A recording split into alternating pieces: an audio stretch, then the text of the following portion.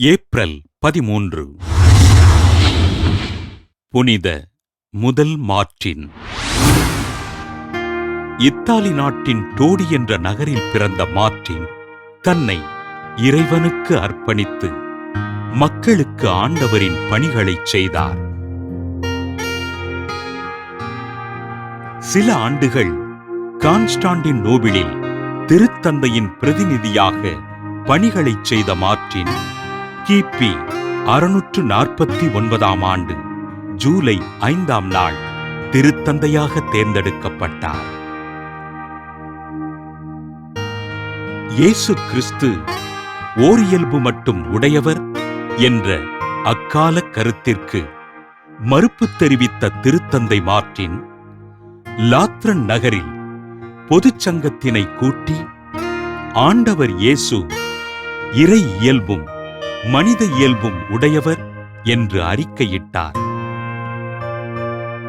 திருச்சபைக்கும் அதன் போதனைகளுக்கும் எதிராக வெகுண்டெழுந்த கான்ஸ்டாண்டினோபிளின் பேரரசன் 2ஆம் கான்ஸ்டன்ஸ் திருத்தந்தை மார்ட்டினை கைது செய்ய தளபதி ஒலிம்பஸினை அனுப்பி வைக்க, ஒலிம்பஸ் திருத்தந்தையினை கைது செய்வதற்கு இயலவில்லை என்றும் தன்னை ஏதோ ஒரு சக்தி தடுப்பதாகவும் கூறி திரும்பிச் சென்றார்.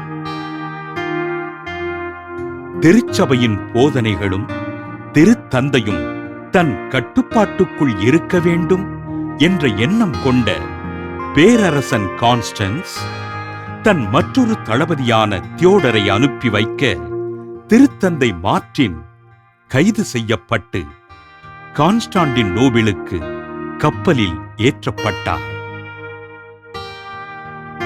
பல நாட்கள் உணவு தரப்படாமல் கப்பலில் பயணம் செய்த மார்ட்டின் சக்தியற்றவராய் பேரரசன் கான்ஸ்டான்ஸ் முன் நிறுத்தப்பட, பேரரசன் மரண தண்டனை விதித்து திருத்தந்தையினை சிறையில் அடைத்தான்.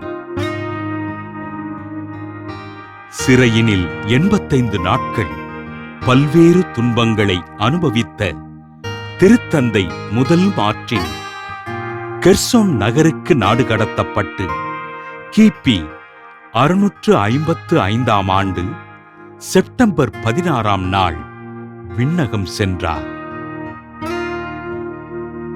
திருச்சபையின் வளர்ச்சிக்காக தன் வாழ்நாள் முழுவதும் துன்பங்களை அனுபவித்து திருச்சபையினை வழிநடத்திய முதல் மார்ட்டினை திரு அவை புனிதராக உயர்த்தியது.